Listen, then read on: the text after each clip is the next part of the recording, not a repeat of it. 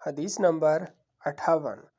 سفیان بن عیینہ نے کہا، میں نے ایک آدمی سے سنا، اس نے جابر سے ارشاد ربانی فَلَنْ أَبْرَحَ الْأَرْضَ حَتَّى يَأْذَنَ لِي أَوْ يَحْكُمَ اللَّهُ لِي وَهُوَ خَيْرُ الْحَاكِمِينَ۔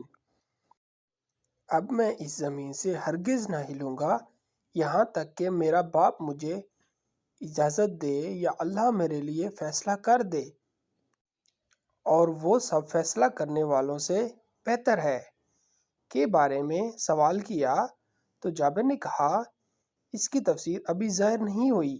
سفیان نے کہا، اور اس نے یہ جھوٹ بولا تو ہم نے سفیان سے کہا، اس کی مراد اس سے کیا تھی؟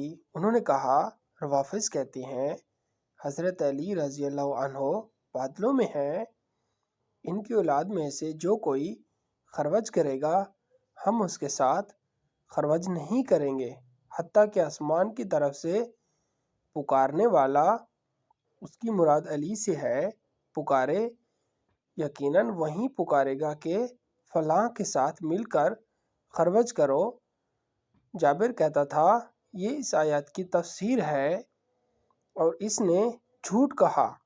یہ آیت حضرت یوسف علیہ السلام کے بھائیوں کے بارے میں نازل ہوئی تھی۔